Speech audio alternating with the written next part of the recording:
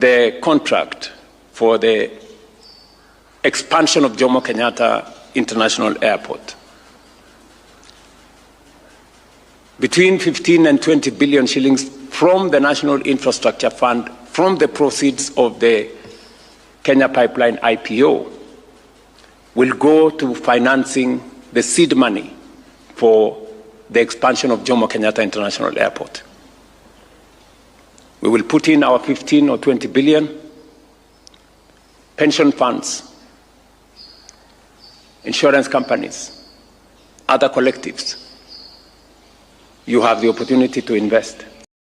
Moving on, a man identified as Romo was swept away by strong currents in the Chabil Gorge in Baringo County while attempting to jump into floodwaters in the popular tourist site.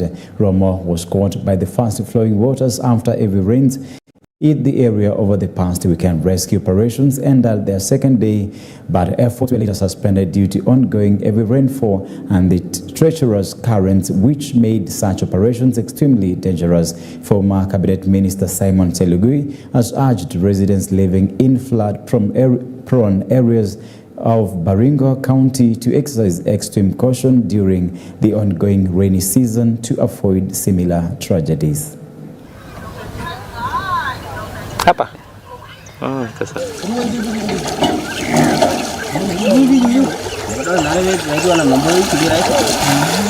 In the last 1 month, we've had changing weather, and our country, our county has been blessed with heavy rains. Some of it have led to cost havoc in terms of flooding. I want to appeal to the people of Baringo and the people of Kenya who are living in areas that are prone to floods to move to safer grounds. I also want to appeal to the government to sensitize people who are living on lowlands, especially on waterways, to move to safer grounds. On a different story, more than 3,000 families across 8 counties in Kenya's central region are at risk of being swept away by floods and landslides, according to the Kenya Red Cross. The humanitarian organization confirmed that 48 families have already been affected during the current rain season, highlighting the growing vulnerability of residents in flood-prone areas. Authorities and relief agencies have urged residents to take precautionary measures, including relocating to safer grounds as heavy rains continue to lash the region. We have had 48 households being displaced. Most recently is around 20 households that were displaced yesterday in Kiambu, Thika East. We have also had businesses being affected in Meru. Around 18 businesses were affected by the storms. And we are monitoring these numbers. These numbers are likely to increase. So we are really monitoring that. We are likely again to face cases of increased drowning because of the rivers. And we are really encouraging people to be on the lookout. Moving on, Nairobi County Governor Johnson Sakaja has chaired the first meeting of the Implementation Committee on the Nairobi County National Government Partnership at City Hall, emphasizing that reducing the impact of floods will be a top priority. The session brought together principal secretaries, government representatives, and officials from various national government departments to coordinate and accelerate projects under the Nairobi Rising Agenda. Governor Sakaja's remarks some in the wake of devastating floods last Friday, which claimed 27 lives and caused widespread damage across the city due to heavy rainfall, and authorities are focusing on implementing long-term measures to improve drainage, disaster preparedness, and flood response in Nairobi. Agreements looks at certain areas. It looks at roads and infrastructure. It looks at housing. Of course, the river regeneration coming at a time when we've had quite a disaster with flooding. Legal and governance issues, environment as well, which are all, we need working teams.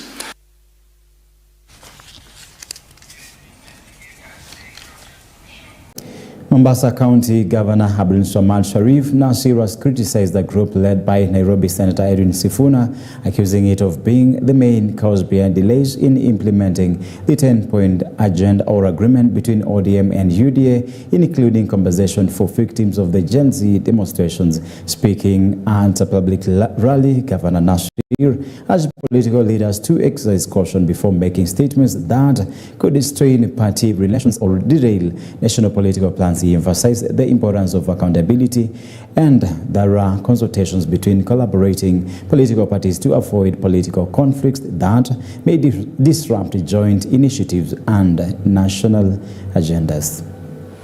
Ukitaka kupeleka lawama, peleka lawama pale ambapo kwamba palipo. Dadangu Mishi hapa ni shahidi. Katika supplementary ilowekwa na serikali kuu ni pesa ya fidia. Lao ingelikuwa hakuna vipingamizi hapa na pale, leo tungelikuwa tuko mbali na hii 10-point agenda. Kisha mimi nasikia wengine wanasema ya kwa ikifika tarehe 10 March mwaka 2026 ati hakuna extension of the 10-point agenda. Nisikizeni niwaambie kwa makini. The constitution of this country is a living document. And by virtue of being a living document, even the constitution of this country can be amended. Laws of this country can be amended. Resolutions can be amended. Kile ambacho kwamba hakiwezi kubadilika katika dunia hii ni vitabu vya Mwenyezi Mungu peke yake. Huwezi kuniambia kwa mambo mengine ati hatuwezi kubadilisha. Kama mambo yalikuwa beyond us, what do you expect us to do? Mulikuwa mwatarajia nini? Ama ni nyinyi ndio mulienda kotini ili baadaye kusema ya kwa hii 10-point agenda ilikuwa imefeli na wakati umepita? Hata si ajabu. I will not be surprised that those who are against now are those who are trying to make sure ya kwa haya mambo yasiweze kufanyika. Someone went to court. Compensation ya watu walouliwa, watu walioumia, watu wamenini. And now there's been instructions that modalities have to be already be put into place.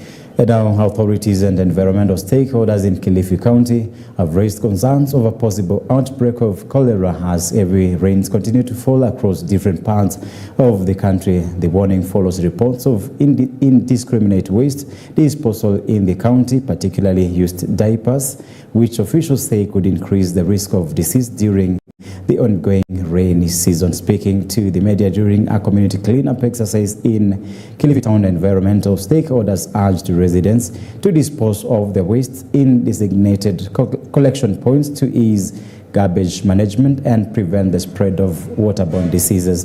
They emphasized that proper waste disposal is critical in maintaining hygiene and protecting public health, especially during the long rains when flooding can spread contaminated waste into residential areas. Residents have been encouraged to work together with county authorities to keep the environment clean and reduce the risk of cholera outbreaks during the rainy season. Mimi ningependa kuomba serikali kwa kupitia manispaa ya Kilifi tuweze kufikiria mbinu mbadala, kwa sababu already kuna designated places ambazo zimewekwa za kutupa takataka, but tunahitaji tena kuja na wazo wa mbinu mbadala ambayo inaweza kustop hii illegal dumping ya hii bridge yetu hapa chini. Ikiwezekana hata kama tutaangalia vile ambavyo utakavyo kuweka hata kama ni ulinzi, ama hata kama tuweke kibao, ama ikiwezekana tuangalie mbinu nyingine ambayo inaweza kuwa sustainable. We can even look for a sustainable solution ya hapa ili tuweze kuokoa hii maeneo yetu. Maana ni hatari sana kwa magonjwa, wakaazi, watoto wanaoishi ya maeneo. Sasa hizi takataka zote zenye zinatupwa hapa 70% ni diapers. Na diapers tunajua inabeba kinyesi, inabeba mkojo, na hizi vitu zote zinasababisha mkurupuko wa magonjwa. Kulingana na mvua saizi inanyesha, mmeona hata mafuriko kule Nairobi. Sasa tunahofia huku kianza kunyesha, hizi takataka zote na hiyo maji water runoff yote itaishia baharini na kwa visima, na hii watu wote wanatumia. Sasa hii watu watakapokunywa maji, wale wenye wanaogelea kule chini, wenye wanakula samaki, utakuta sasa magonjwa kama diarrhea. Ukiangalia report zetu utakuta wakati wa mvua diarrhea inakuwa mingi sana kwa sababu ya hizi uchafu. Sasa tumeonelea before tupate janga wacha tuanze na preventive. Shinikizo langu kama manager wa municipality kwa wakazi wetu wa hapa Kilifi, hapa Mnarani especially, ni kuwashurutisha tu waache hii tabia ya kumwaga takataka hapa kwa hii bridge ya Ledcar. Waache hiyo tabia kabisa. Huko ni upande wa Ledcar, alafu huko kunaelekea kijiji cha Mafumbini. Waache hiyo tabia kumwaga takataka hapa, kwa sababu wanadhuru mazingira kwa pahali pakubwa, wanachafua mazingira. Ile harufu iko hapa saizi, hata mwenyewe ukikaa, watu wameweka connections zao, illegal connections. Now, moving on, Ugenya Member of Parliament David Ochieng has urged government security agencies to stop harassing politicians with divergent views, warning that such actions could undermine the country's democratic gains. Speaking at Sega Township Primary School grounds during a bursary distribution event funded by the Ugenya Constituency Development Fund, Ochieng called on Douglas Kanja to rein in police officers accused of carrying out illegal arrest and restricting individuals perceived to be anti-government from accessing places of worship and public meetings. The legislator cited the recent arrest of aides to James Orengo ahead of William Ruto's recent visit to Siaya County, and according to Ochieng, 8 aides, including the governor's press unit director, a long-serving security aide and a driver, and county enforcement officers were detained and interrogated by security agents. 2 of them reportedly spent the weekend in police custody before being released without charges. Mimi kama David Ochieng na chama cha MDG tuko Kenya kwanza, si ndio? But we want to ask the authorities, polisi, watu wote hii ni muda wa siasa. Stop arresting politicians. If people have different views from yours, allow them to talk. Hii mambo sijui nimesikia sijui wameshika nani pale, sijui bodyguard ya Orengo ameshikwa, sijui Gachagua ameshikwa wapi. Hapana. This country does well when we allow everyone to express their opinion and their views. We don't even why people are being arrested. Sometimes those we are arresting have nothing to say. So we want to ask our authorities. We want to ask the police commissioner, let's stop arresting politicians because they hold views that we don't agree with. It is good for us and as a democracy for this country to allow everyone who is a politician or who wants to aspire do politics to be allowed to express their views. It is disheartening to see tear gas being thrown at people in their rallies, people being stopped going into churches, people being stopped going to do meetings that they want to do. Hiyo ni mambo ya Moi ile kitambo, sio sahihi. Sahihi katiba mpya inakubali kila mtu aseme ile anataka kusema. Na kama vile niko Kenya kwanza, ningependa kuomba serikali ambayo niko ndani tuwache kila mtu aseme chake. Let everyone be given a chance to say what they want to say so that this country can grow well with everyone's view being taken into account. We are happy that the president recognizes Siaya as a place that he can visit many times. We want to ask those authorities in Siaya that wakati rais anakuja Siaya hapa, tungependa kuona vile rais anaenda kila mahali. Rais akienda Homa Bay, unasikia anakaa na governor wanapanga mambo yao ya county. Akienda huko Makueni, though wako opposition, I saw when the president was in Makueni, though Mutula Kilonzo wako opposition, niliona wanakaa na rais wanapanga mambo yao. Ningependa pia hapa Siaya, viongozi wa Siaya, let us separate politics from activism. Mambo ya wananchi ya maji, mambo ya wananchi ya barabara, mambo ya agriculture, to separate hiyo. I want to ask the governor for Siaya, Governor James Orengo, separate your activism. Morning Live is taking a short commercial break. We're coming back with the newspaper review. Stick around.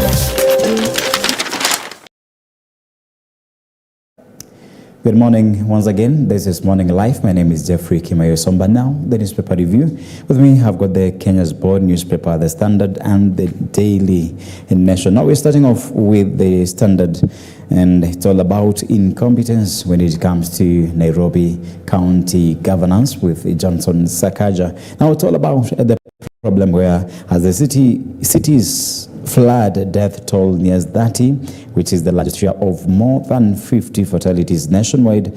But development experts say Nairobi's recurring disaster is driven less by extreme weather than by failed leadership, and CTL Governor Johnson Sakaja has sought to distance himself from the crisis, blaming factors beyond the county government's control. But experts point instead to weak planning, poor enforcement of development roads, and corruption brought about policy dereliction rather than nature. And this story you can read from page 6 and 7 of the Standard newspaper. But before we keep on perusing, we're looking at the numbers whereby 28 is the number of confirmed deaths in Nairobi as at Sunday evening. And remember, the number is still more than this, and this is a report from Sunday evening. Then 30 people rescued alive. 30 is the number of people rescued alive. Then 700 plus, and even 30 people plus rescued alive, and 700 plus homes and structures damaged or destroyed. Then 800 plus households displaced. Then 70 plus vehicles damaged or swept away. And this is the aftermath of what happened on Friday evening. Now, page 2, teachers cry foul as SHA glitches leave many with huge bills to pay. Now, tutors have reported difficulties accessing treatment under the SHA platform. There are cases where hospitals decline to admit them or demand payments before. And look at the corruption that we're seeing. Then we are looking at the issue of realignment, where 20 billion is teachers' medical insurance scheme that was transferred from private provider to the Social Health Authority. And it has been a question, why was the quick transfer from the private provider to the Social Health Insurance Authority? And now page 3, Malindi massacre, Mackenzie, 7 others face crimes against humanity. At least 34 bodies have been exhumed from shallow mass graves in Kwabenzaro area. Mackenzie has been in prison since 2023 after he was charged with killing of 429 people in Shakahola. And you can read that story from page 3 of the Standard. Now, Kin wants politicians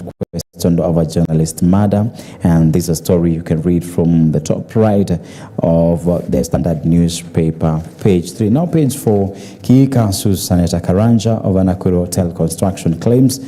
The governor accuses Karanja of making false, malicious, and defamatory statements. Karanja alleged the governor had used public funds to construct the hotel. Then court sets hearing date for City Mask seller case. And this Boniface Kariuki, who was shot dead around Imenti area CBD last year. Then Nairobi counts cost of floods, Sakaja says, is not responsible. Now I'm looking at the carelessness of our leaders and maybe the politicians, because I'm trying to think we have a difference between a leader and a politician, because we know very well that Johnson Sakaja Arthur is the Nairobi County governor, and now he's trying to distance himself from the case, or even from what happened on Friday as far as the floods are concerned. Now it becomes a cost of flood or floods, as Sakaja says, is not responsible. With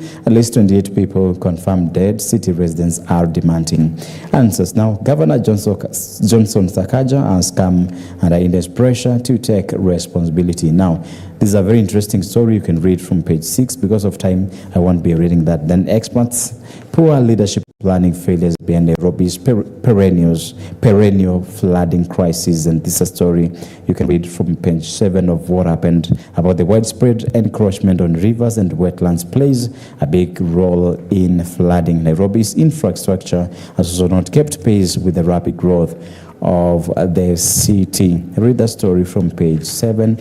Then Ruto ascends to infrastructure fund bailers. KPC departs at bows. Then expansion of Jomo Kenyatta International Airport will be the first major project financed through the National Infrastructure Fund. The Kenya Pipeline Company initial public office offer, which raised 106 billion, will be the seed money for the fund. Then state splashes 10.8 billion on travel in 6 months. Where? This is Kenya. How cheap is this money we get, and how cheap do we have to use money? Then travel expenditure goes against the budget policy statements theme on reforms or to cut on non-essential expenses. Then other items with significant spend included the insurance cost of 21.44 billion, security operations at 22.2 billion. There's a story you can read from page 9 of the Standard. Then skipping all the way to page 12, where murder police probe link between hitman and bodyguard. And this is a story you can read. It's all about the Standards obtained or has obtained CCTV footage that could, for the first time, shed light on the moments leading up to the murder of the former Kaspol MP. Detectives say the conspiracy may extend deep into the former legislators in Nasako. Evidence suggests that his bodyguard may have met with the suspected assassins in the days prior and on the day of the assassination. There's a life.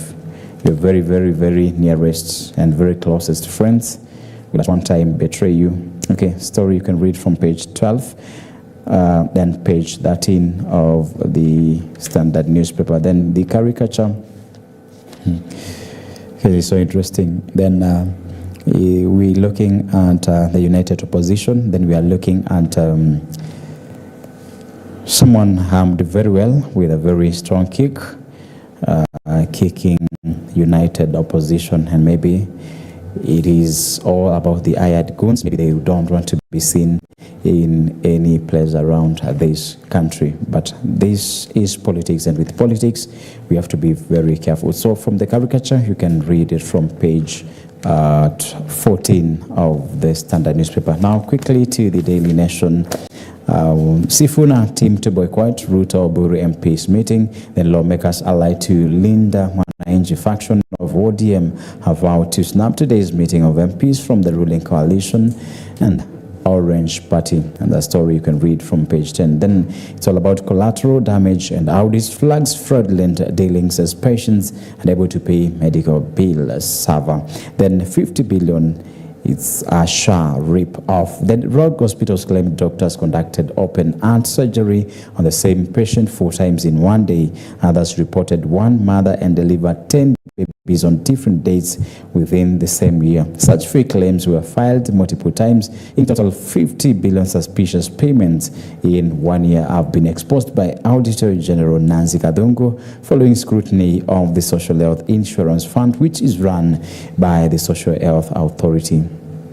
Okay, now it's all about suspect claims where 26.8 billion payments for claims not backed by records to prove authenticity. Then 7.3 billion shillings wired to hospitals for services not authorized under SHIF. Then 3.3 billion shillings amount missing from 7.3 billion transferred from SHIF to SHAM. Then 1.4 billion shillings overpayments due to consolidation of service codes. Then there's a story you can read and see how money is being lost from one step to the other, from one department to the other, from one ministry to the other, from SHA to SHIF, and it's a joke. It's a play around. Then left to die in sudden downpour from L. Then you can read a story of Alex Kavila, Suleiman Eno, Philip Omonti, Nicholas Chalo, Paul Juma, and these concern the issue of the floods on Friday. Then transport and TSA instant fines. Here is all you need to know about the penalties. Then motorists captured on CCTV cameras violating traffic rules, got alerts on the fines within hours of the National Transport and Safety Authority rolling out its new enforcement system. We detail the various penalties, and that's a story you can read in at length on page 8 of the Daily Nation. Then court holds criminal probe into doctor after surrogacy child's DNA fails to match parents. Then page 3, friends, families mourn the dead, search for the missing, and this is also the aftermath of Friday evening floods. Then from Ainsworth to Sakaja, how Nairobi viewed a flood disaster. And the deeper truth is that Nairobi's mess did not begin with the governor. It is a product of decades of neglect, weak planning, and political culture that has repeatedly chosen delay over reform. Then we're looking at each time the rains return, the damage is explained away as misfortune, even as an act of God, but the floods are not evenly accidents. The water doesn't arrive to suppress the city, it arrives to remind it of everything it chose to ignore. Yes, because I'm still wondering about our governor trying to distance himself from this, but since he came into power almost 4 years now, he should have maybe thought of a way to solve all this mess, because it has been a perennial issue, and he should have thought of just a bit of a thing he can do. Even if it's unclogging the drainage, that could be a step towards making this issue better. Now, page 6, queries as facilities in sharp probe linked to regulatory bodies, and the story you can read from page 6. Page 7, Tolan accountable for chief reported transferring 7.3 billion to SHA, but the latter says it only received 3.9 billion. Then Auditor General exposes 50 billion SHA rip-off. Then page 8, motorists protest instant traffic justice, and the justice is put in quote. I think we have to be disciplined on our roads. Then page 10, the lawmakers cite alleged non-implementation of agenda items, including the stifling of opposition politics. Then Sifuna team to boycott Ruto Oburu MP's meeting, and this is today. And I think I skipped page 12 and 13 to page 14, where Ruto expansion of JK Fast projects under the new fund. Remember, this he ascended to this bill yesterday. Now, funding delays leave many schools drowning in debt, and the story from page 16, maybe the almost very last, is Nairobi stone processor and gas business on growing need for beautiful facades. That's a story you can read from page. Actually, that's about business. That's about business. And if you need to read that, you can get a copy of the Daily Nation or the Standard newspaper. We are ending there. Coming up next, the interview with one Kennedy Wachira from Changemakers, then Mid Marco Songo MP aspirant Dagoretti North. So what Dagoretti? Your aspirant is around. So stick around. We're coming back.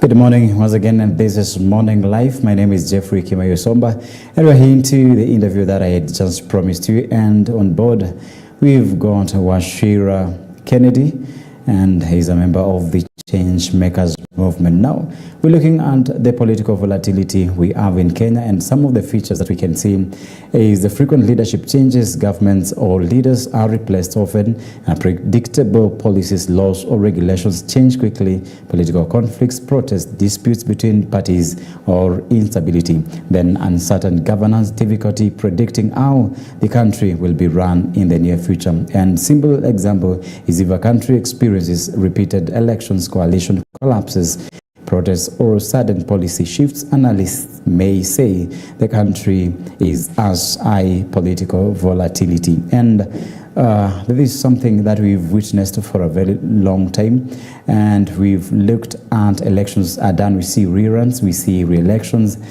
then later we look at the protests that come in, we can see one of the biggest protests that we saw staged by the Gen Z. It was about the anti-finance bill that took place around July 2024.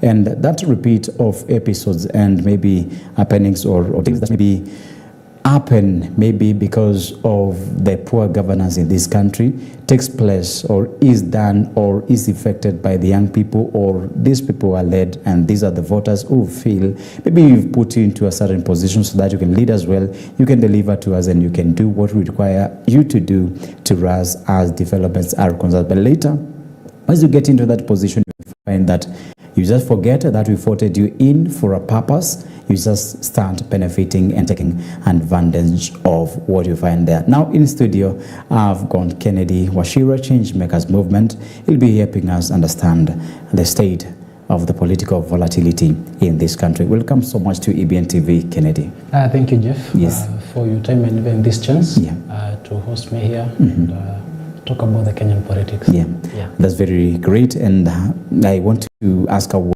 your morning? My morning was very Or how is your morning? My morning is very good, despite the traffic here. But it's good. Actually, that is quite allowed. And before we move further, and even before you do part of your interaction, because I know I'll be asking you more of the Changemakers Movement, and that's where you'll chip in with your introduction. Now, let me know, as you've gone through the newspapers today, you can see how corruption and how these corruption scandals are taking place, and you can see on top page of the Daily Nation, the 50 billion that is lost in SHA, and it's a kind of a rip-off. And we're looking at a country whereby we promised a lot of development. We have promised maybe good governance. We promised elections will be fair. We promised that Mwananchi, when it comes to the circle maybe of Mama Boga, we look at the border. It was all about the bottom-up economic model. But how things are happening, you also see that issue of SHA, the issue of school capitation, the issue of State House budget coming up from 8.4 billion to 17 billion. What do you make of such as a developing country that is promised to go to Singapore?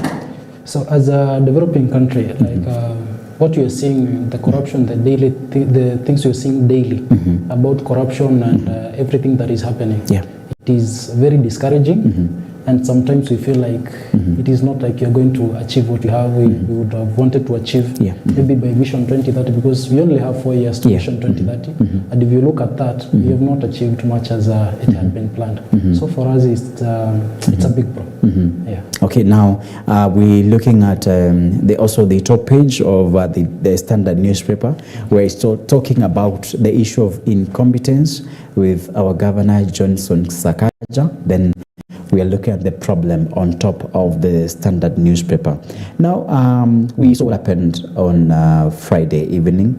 It was rain that turned into flash floods for almost 7 good hours. Actually, it started from around 6 or 5 somewhere there to around midnight. Now, we're looking at the story on top, whereby Sakaja, we also look at the figures there, people who died from the same, the number of cars swept away, the livelihoods that were affected, and maybe the homesteads that were affected, maybe here in Nairobi, and the number is coming up maybe to 16 counties that were heavily affected. Now, Sakaja is distancing himself from the mess that took place on Friday.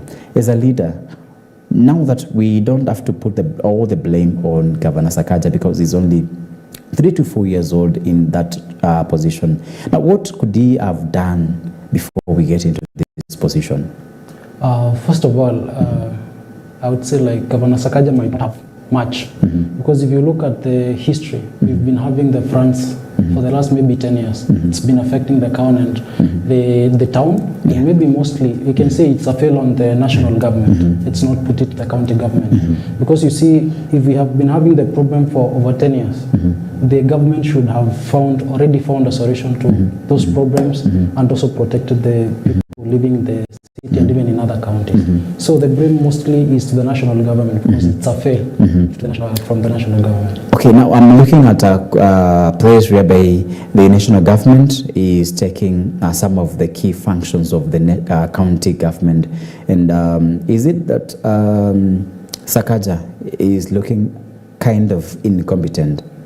Yeah, for me, from what you've seen from the leadership, mostly in the counties, Governor Sakaja looks somehow like he's not fit for that position, because we've seen failures consistently in the county government of Nairobi, which now brings a lot of questions about his leadership and how he's going to lead the county, even in the next coming years, or even if he's going to run for a re-election. We are not sure he can. Okay, that's good. And what do you think should be the very simplest or cheapest budget for maybe unclogging drainage systems around Nairobi? Because Sakaja has got 3 years full already, and maybe he's seen the short rain season, the long rain season for the 3 years, and maybe he has already determined what has been happening. Because I remember, like 2 or 3 years ago, we had a rain like this one, and it had very close to the same effects. I think one of the biggest things or steps he could have taken is just trying to unclog the draining systems around Nairobi. What do you think is the cheapest or minimum cost for unclogging that? So I cannot tell really what is the minimum budget, but actually I've asked for this question in regards to with the kind of corruption that we're seeing in Kenya.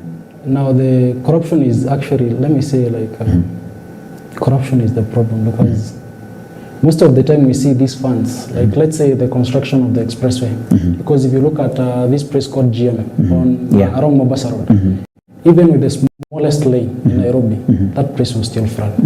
Now that brings shows what corruption has done, because if these funds that were given to the during the construction of that road were used in the right way, or even the other funds that are given for development are used in the right way, this could have, maybe the problems we're having right now could not have been having, because even the clogging and unclogging, we already have a budget for people who are cleaning the areas. Sakaja is claiming he has over 4,500 green whatever. These people are cleaning the town. But we are not saying that, because if they have been doing that, we could not have found that or the situation could not have escalated to that point. Yeah, sure. So I would say, like, it's a disappointment to us, because corruption is really taking a lot from us as Kenyans, and we are really suffering.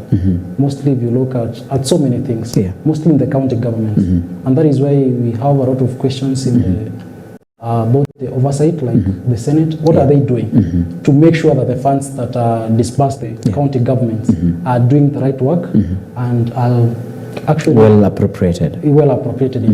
Because not only in the county of Nairobi, I'll also give an example maybe from where I come from, Kirinyaga. In the last few years, we actually have not seen a lot. And if whatever happened in Nairobi happened in Kirinyaga, maybe that could have even been worse than it was seen in Nairobi. So the question of corruption is a very big challenge to this country. Also the leadership, the kind of leaders that we have, they have their interest at heart, but not the interest of the people. That is.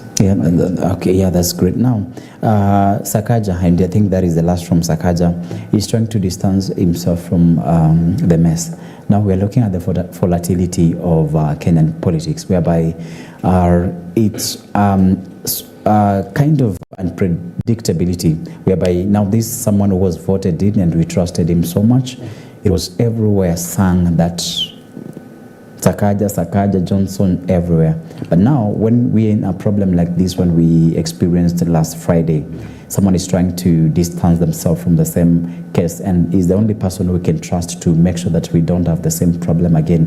Now, what does it mean to Kenyans when he tries to distance himself from the same? Because it is his function and he has the ability to do the same.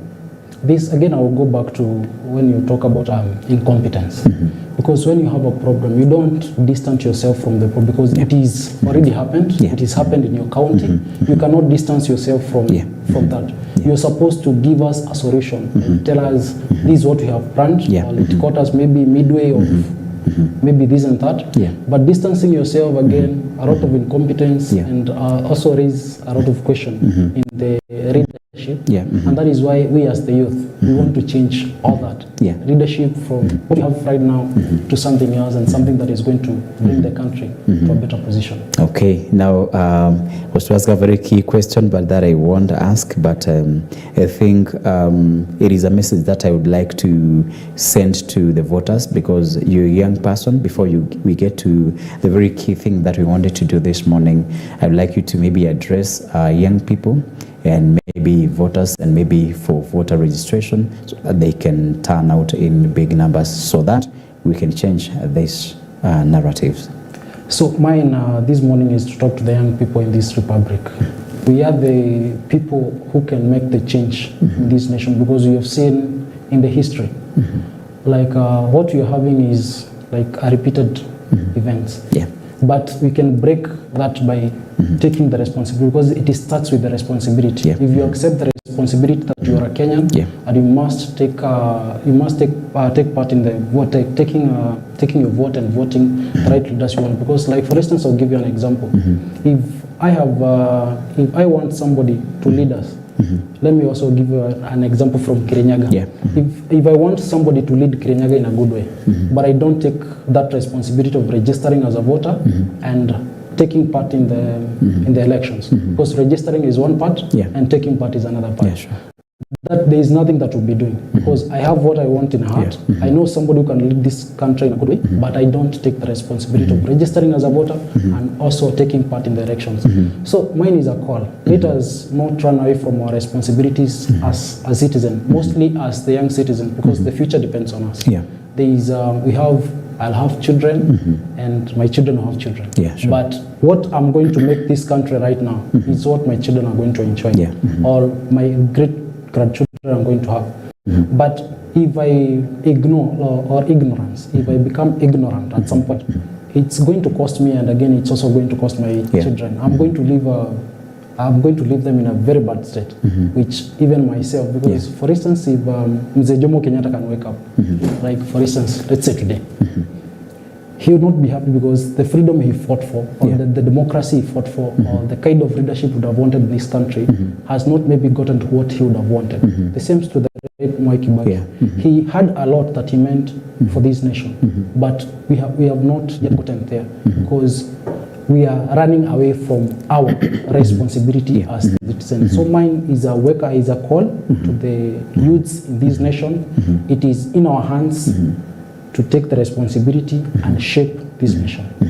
Great. Now, something happened yesterday along Jogoo Road, and this is Uru Market. Demolitions of stalls, business stalls around that market. What do you make of that? And it was done during the night. Mine again is to the government. What you're doing to the citizens of this nation is not right. Because we have seen, like in the past, President William Ruto is giving 22,000 the Nyota Fund. But then you give me that money, I go to Githurai, I start a business there, or I go to maybe here in Jogoo Road, I start a business, but then you come at night. You don't even give me a warning or give me enough time to know where I'm going to move as a business person, because business also requires a lot of planning. So if you give me 22,000 and then you come and demolish what I've created using that money, what are you doing? Like, it's just like I don't know even how I can put it. You're killing the economy of this nation, and mostly you're killing the young generation. You're killing us, because the moment you start finishing us on business, we don't have jobs currently, because like for instance, getting a job right now, it's not very easy, because we have seen the older people dominated the jobs. But when I start a business, first of all, the government does not have conducive, like the rates of how you pay the licenses and all that. It's very expensive. Then the small thing that I've begun or I've started doing, you still want to follow there. I pay taxes, I do everything, I comply, but you come and demolish them. That is, for me, it's not good. And I will tell the government, you should be rethinking if you have to achieve what it is that we want for this nation, maybe for the Vision 2030. you must revisit what you're doing, the citizens, and mostly to the young people, because we are building a nation. And we can't build a nation, we build here, we demolish this side. So we finish here, we come back here. So it is not right. Now I'm looking at the rush for demolitions. And then there is the promise to Singapore. Was it done within 5 years? Or where is the rush? What is the rush for? Actually, talking about Singapore, I don't think that is where we are headed. It is not definitely where we are headed, because if you want to get to Singapore, these small businesses that you're demolishing, that you're bringing down, these are the same people who are building this nation. And these are the same people who pay taxes and do everything to make sure this country develops. So if you bring them off the grid, or you destroying what they have, you cannot take us to Singapore. It might be somewhere else, but not Singapore.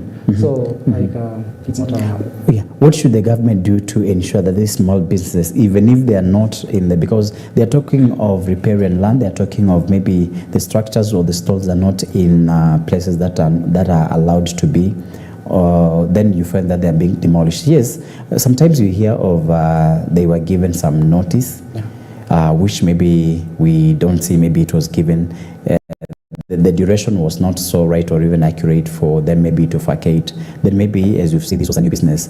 What do you think the government is supposed to do to make sure that even if you're building, maybe you're doing a business on riparian land, maybe it's not a permanent structure? What do you think the government should do to make sure that maybe the environment is conducive for small business, maybe for the young people? Because I'm looking at the percentage of young people, population is around 60%. Actually, Kenya it's one of the countries that has the youngest population, or the youngest population in Africa. And now, looking at it from that point, the government should at least come up with measures of how we are going to help these people to achieve something. Because you don't start, even those who have big businesses today, they never started where they are right. They started from down there, and then they rose up. But now, if wherever it is that I'm starting, you cut me off from that place. Now, I cannot get the higher point, because there must be that progress. So the government should actually be helping the young people. It's okay, maybe the RAD is not, it's not meant for what the people are doing out there, like they said in Ketorai and here in, I'm forgetting the name, but actually in Roysambo, yes. Actually, the government, the RAND is actually not there, but you should bring at least maybe structures that are going to accommodate both what you want to build there and we as the business. Because, like, for instance, you can say maybe it's Matatu stage you want to build in Githurai, but you can have the Matatu stage town and we have stalls up there, because that will help the young people, and also it will also make a maximum use of the resources that we have, because you don't have a lot of lands here in Nairobi that you can promise us will take you there. Again, when they are constructing these markets, because like the president is talking about the markets that he's constructing, why don't you tell me I've already done the market, it's there. Now you can vacate. You can vacate. But now you're telling me vacate first and then I'll build the market. Now, what about that time between the building of the market and the time that I've chased me away from where I was doing? How long can building a market take? And maybe a local market like Marikiti? A local market, maybe, let's say, if the resources, or we put the corruption of it should be there. So as you look at the time, the duration of construction, I think it's an aspect that should be included. It's maybe the duration we can give it for us to have something that is not going to mess up again, like we've seen the France doing us in Nairobi. Because if you want to build something that is going to last, you must take some time. So let's say maybe in 1 year.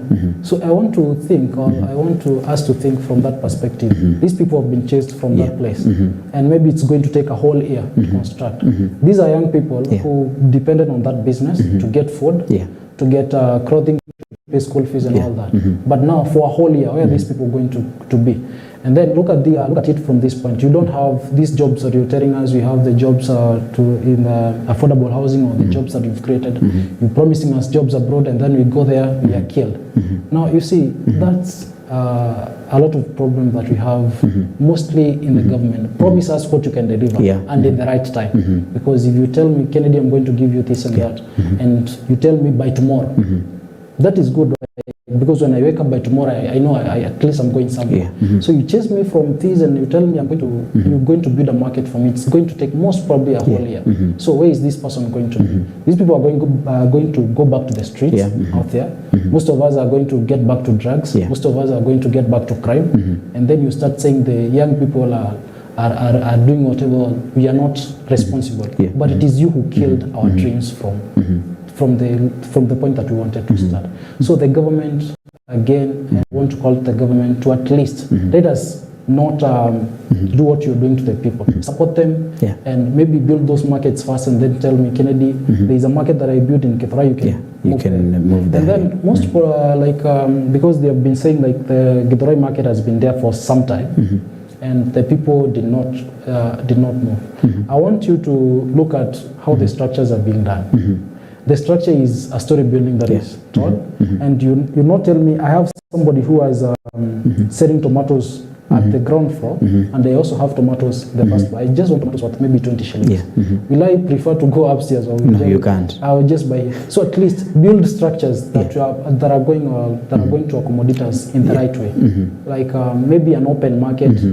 That is maybe good, or maybe in that market you can separate it into categories. This is what you have in grocery and so that. But again, corruption still comes in. These stalls are given like, I know you.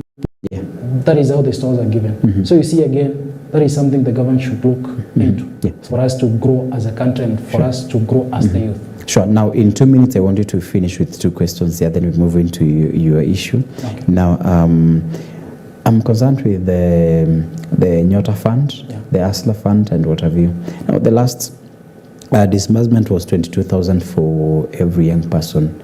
It was all about empowerment, which maybe now I'm looking at the issue. You're given 22,000. You're not given the best environment that you can start.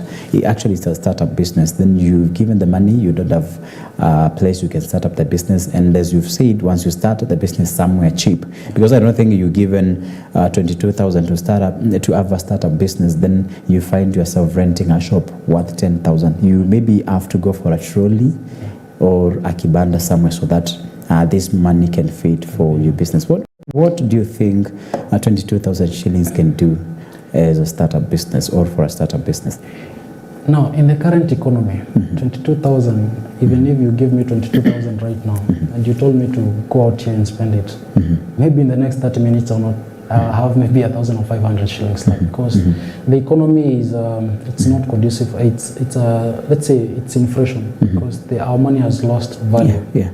So with 22,000, 22,000 is not even worth to start a business that like the government wants us to do.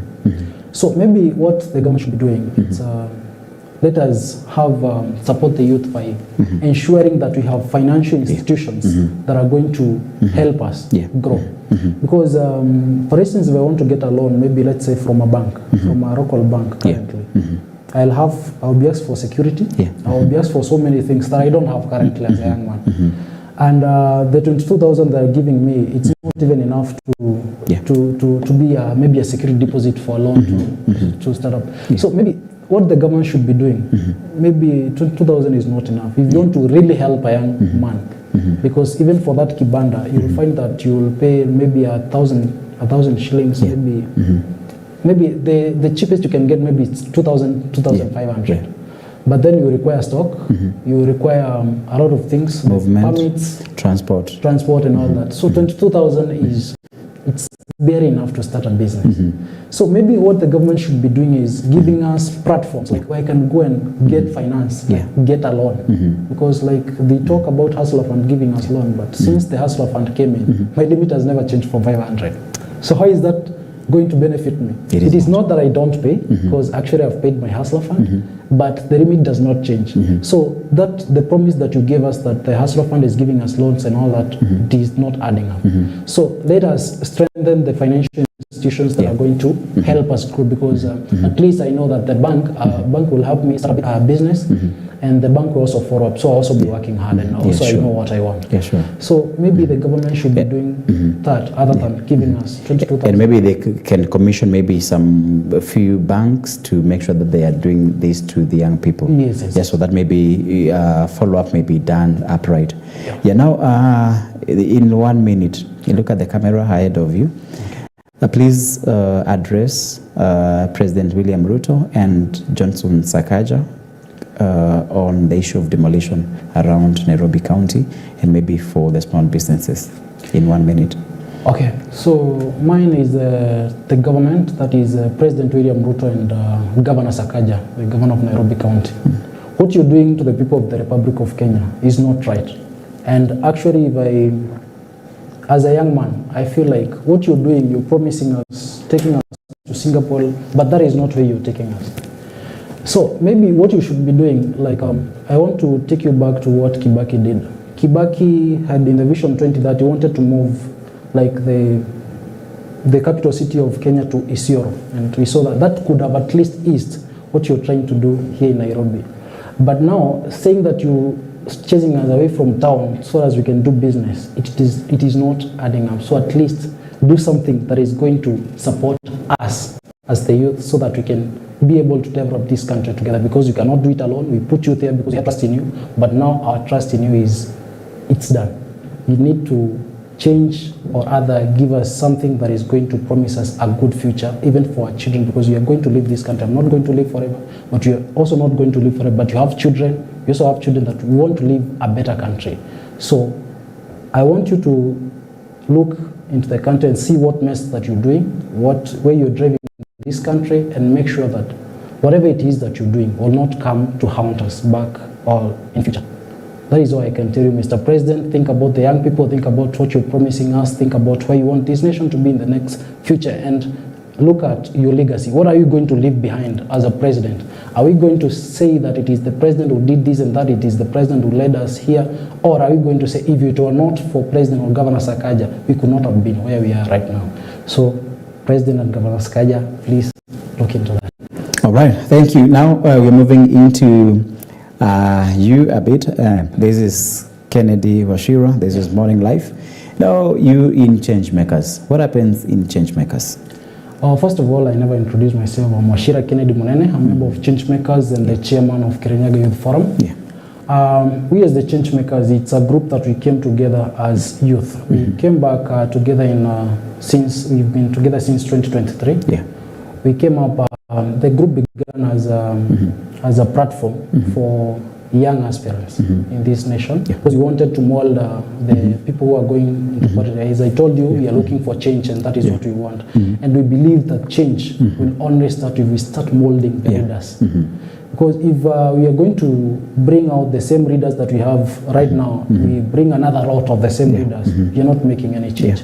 So the change makers, we came together and thought that let us first of all mold the people that we want to lead this nation so that we can make the change. That is where the change makers was born. So we came together as young aspirants so that we can mold each other, we can build each other, we can learn from each other, and also we can learn from those people who've done good in the past, and so that we can make good leaders. So that's where Changemakers began. It's a platform of young leaders, and it does not only consist of leaders. We also have members who are young people like I, who are ready to make the change in this republic. Okay, how can someone join the team or the movement? The movement is open to every young man or every young youth in this republic. So currently we've not gone far. We are only in Nairobi because it's not yet grown; it's still young. But we have expanded, like you've heard. We have Kirinyaga Youth Forum. It's an extension of Changemakers. Now, like because the Changemakers, it's at a national level, but you also have to reach those other people at the other levels.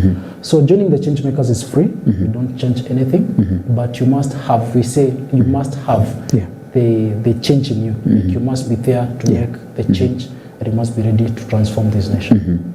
Okay. How many are you in the movement? Currently, we are almost getting to 500. Those that we have at the national level, but when we look at the branches that we have down there, let's say we are almost 2,000 plus. Yeah. Okay, what are some of your biggest strengths in that movement? Our biggest strengths in the movement is the fact that we want change. That is our driving force. That is our greatest. That is the driving force that we have. Yeah. Okay, now we've been talking about the issue of political volatility, and one of the things is that we've been experiencing for the longest time possible is the issue of promises that come in, and maybe the issue of a promise to a change, and now you're calling yourself change makers. And before we go to that, how many aspirants do you have in your team? Currently, we have aspirants almost 200 in the change makers platform, and the highest we have is Senator Kitui. That is the highest seat that we have. And the rest of us are within that. Within from the MCA to the Senator. So what we are currently having is we want these leaders, like as I told you, we want to mold them, because for everything is created actually. Even this cup was created, but there's a difference of creating, because making a leader is creating, and there is a process of molding to make this person to be what you want, and there is the stage of furnishing. So what we have, like the leaders we have current now in the leadership, these leaders were created from wherever they were created, because most of them, if you look at them, were formed. Most of the leaders that we have right now are also a product of youths coming together, because if you remember, it's YK, like YK is 79, I guess, where these are young people that came together to help the President Moi win the election. And if you look at some of the leaders we have, William Samoei Ruto and all the other leaders, most of them have come from the YKs, from that group. And that is the same thing that we are doing. We are creating leaders. But no, these leaders, the leaders that we have there, well, maybe I would say they were half-baked. They were not molded in the right way that would have wanted them to be. Because leaders, if you are a leader, you are somebody who will not have yourself, your interest at heart, but you must have the interest of the people at heart. And that is how you're going to achieve, or that is what we want to do as leaders, so that we can achieve the change. Again, after we've molded these leaders, we take them down to the people, or we want to see them, to see what they are doing from the grassroots, the national level, to make sure that the change is achieved. And one of our agendas currently is civic education, because we have learned that our parents, those parents that brought us up, or those who have been in politics for that time, it's maybe the mistakes they're making, it's due to lack of knowledge. And that is what we want to embark on, civic education. So because if these people are educated, they will take their responsibility in the right way, and also they are going to help us shape the nation, because we still need them to shape this nation. So we have civic education, and we have youth mobilization. Like for instance, right now we are learning youth mobilization to register as voters, and also to take part, because registering, as I said, it's one part, and taking part in the election is another part. Because you can register, but if you don't take part in the election, it doesn't make any sense. So you are mobilizing the young generation to register as voters, and also take part in that. So we're doing currently we're doing civic education, and also we are doing youth mobilization. But we are not into the mandamanos for us. We are not into that. What we want to is, we want to approach it in the right way. Because sometimes you see mandamano, okay, it will at some point help us achieve something, but we see, like when we tend to express it in that way, because it gets to that point when you feel like this person is not hearing me, so I must do something that it's going to be noticed. But then when we do that, again, the government is hitting us on the head. Like we have lost a lot of youths in the past. This is what we as the change makers are trying to prevent. Loss of life, or the things that has happened, the brutality of the government. We don't want that, and we are trying to, as much as possible, to stop that from happening again. So like what we're trying to do it in a way that it's not going to draw a lot of attention, or draw a lot of bring a lot of differences between us and the government. So we are doing it in the right manner, because mandamanos, as we've seen, may not work for us. Because we get killed, and when we lose it at that point, we're not going to achieve the change. That's very true. So we want to achieve the change, and we as the change makers are really, and we believe you're going to make that, because the leaders that we have right now, or the leaders that we are molding right now, are leaders, when they get out there to the society are people who are going to deliver and people who are very much promising. Yeah. Now, looking back at what we've been seeing from the leaders that we have, what change do you think you're bringing in? So currently, the leaders that we have right now, the problem is, first of all, I would say like leadership. We have a difference between leadership and politics. Because what we have right now is politicians. We don't have leaders in this nation. Because a leader is somebody, as I told you, who will put the interest of the people at heart, but not his own personal interest. But the leaders we have right now are people who are getting there, not to protect the people, not to defend the people, but people who are out there to defend themselves. Maybe the properties they have had in history or whatever it is, they are there to defend themselves and what they have, and they are going there with their selfish interests. And that is why we have corruption. So the leaders that we are shaping right now, we have first of all, we started by taking a course. They are learning the constitution so that these leaders can know their responsibilities. Because when these people know their responsibilities, that is when now they are going to understand what the people really want. Because if you don't understand what people want, there is nothing you can deliver. So the leaders we are shaping, it's to make sure that we have the change. It's like we start from learning, and then we are also trying to teach these people, like, you have whatever you want to achieve greatness as a leader or as whoever it is, learn to depend on yourself. What the small salary that you get, it is not, we not say like it's a reward. It's not like compensation of work or you're doing or whatever. It is a small token of appreciation of what you're doing to the people. So we are trying to train these leaders. Can this salary be enough for you so that at least you can be able to deliver to the people? Because the moment, like we have seen 50 million missing from the SHA, it's not very good. So we are trying to train these leaders. Can you be satisfied by the small that you get as a reward? Because this again is like employment. Being a leader, it's like you've been employed by the people. You have to be accountable. You have to be accountable and transparent. So we are trying to tell these people, like, whatever it is that you're going to get, let it be satisfied with that, and make sure that whatever it is that you're taking to the public, it's what they're supposed to have. And that is how we are going to see, that is how we are making different leaders like we have had in the past. So ours is, we believe, the leaders that we are going to produce as change makers are leaders who are going to deliver to the people of Kenya, are people who are going to help us achieve, as a developing country, help us achieve that level of development. Because taking us to Singapore is a second world country. We are third world country.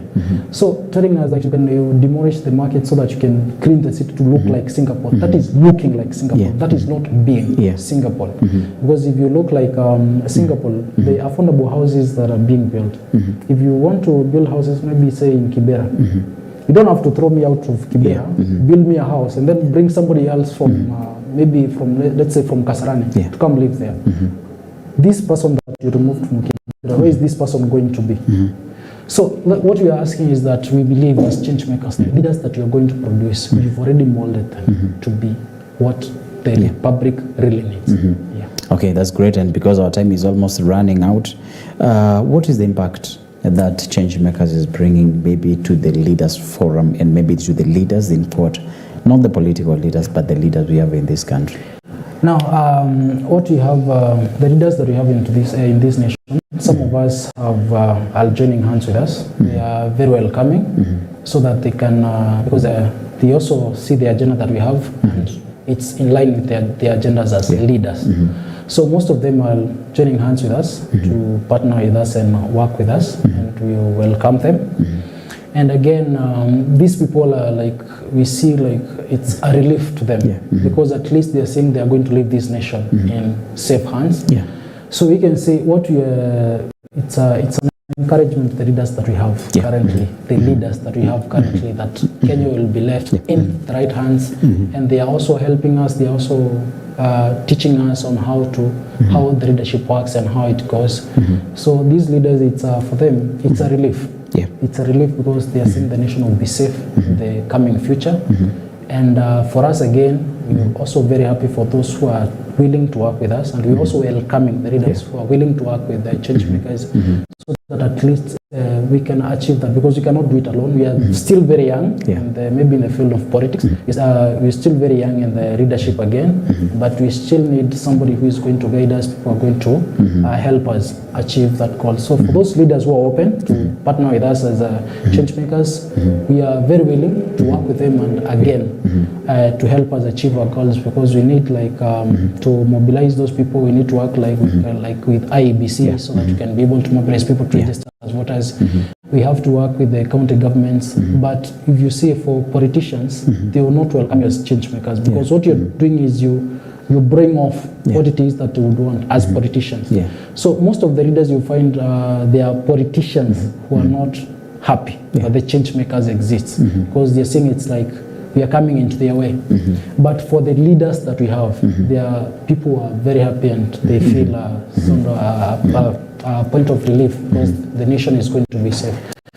So for the politicians, they are not happy, because like for instance, let me give an example with the president and the government.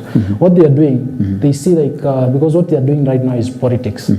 And we have seen it, maybe what happened in Meru. We've seen the confrontation that we have between the opposition and the government. That is politics. And these people are not happy when the youth stand up and say that we are like this, this is enough. They are not happy. So that is where you get the government comes in, the abductions and whatever. And definitely, what I mean is that the politicians are not happy that the change makers is coming up, and it's bringing another lot of leaders that is going to make a difference in this public.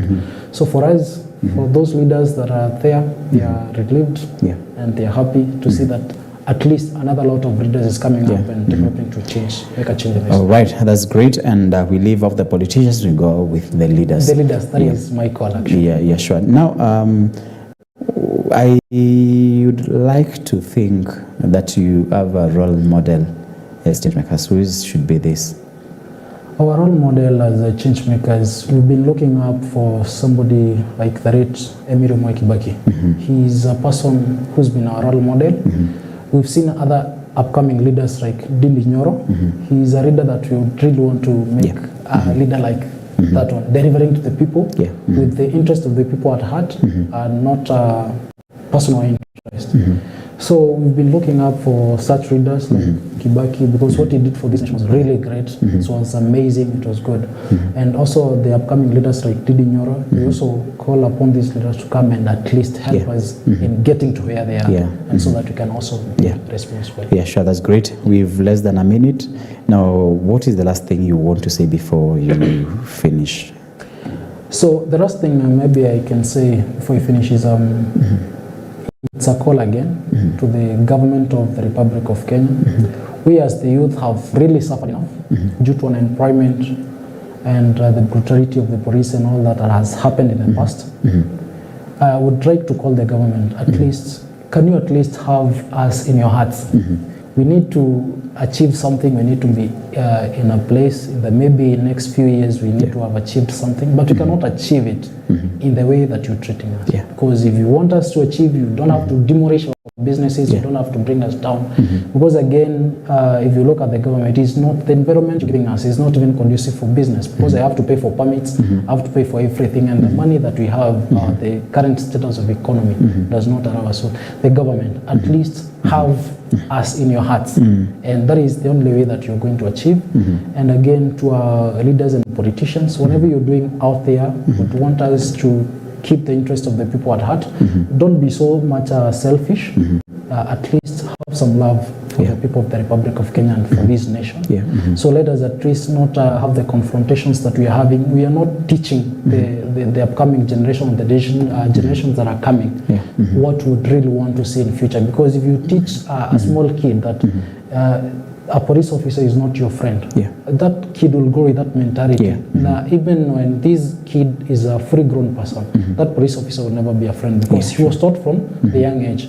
And that is what the government is doing. You're poisoning the minds of the young people. Because again, if you tell the young person like doing business, he is not right. You're teaching me to go back to drugs. You're teaching me again to go back to stealing and crime. And again, we're also going to have conflict, because if I'm in drugs, I'm in crime, I'm not going to be your friend. So at least give us a chance to build ourselves, to achieve something in this nation, because we don't want to be somewhere. We also want a future for our kids and for this republic. That's great. Then again, maybe the final word, then maybe say it to two people, then we call it a show. The final word is a wake-up call to all the youths in this republic. Would want us to be responsible citizens. I would want you to take responsibility, and the first responsibility is registering as a voter and taking part in the upcoming elections, because we need to have leaders that are going to listen to us. Again, don't be blinded by the small handouts that are being given out there. Maybe somebody will give you 200 shillings today, but tomorrow where are you going to eat? You need to at least be responsible enough to know that the 200 shillings is not enough for your future. You need a leader who is going to support you, because what we need is not that money. We need support, or we need a foundation. So let us be responsible enough. Again, don't allow these politicians to use us, like pay you maybe that 200 and you go throw stones. It is not healthy at all, and it is not helping you, it is not building this nation. So at least be responsible enough, stay away from conflict, the politics of throwing stones and talking or whatever. Like, it is not building us, but let us embrace leadership and let us be responsible. Let us embrace those leaders that are going to help us in future. Let us embrace those leaders that are going to give us a good foundation for a good country in future. Okay, that's great. And I think we ending it at that. But before we go, a lot of people are watching, but I want to recognize Anthony Nyawuri is saying good morning. Dina Jeff, good morning. Jeff following morning live from Digo Road. Then Cynthia, good morning. Jeff watching from County 039, Bungoma. Then the last one, Kennedy, good morning. Thank you all for watching, and you've been watching the morning live, and this is the political volatility in our soil, Kenya. And who has been helping us understand this topic is Kennedy Wachira, Change Makers Movement. I think you've understood much, and thank you for watching us through our social media platforms. That is EBN TV Kenya across, and SMS line is 23059. May God bless you. Coming up next, your Faith Today with Reverend Felix Kavoy. God bless you. My name is Jeffrey Kimayo Somba.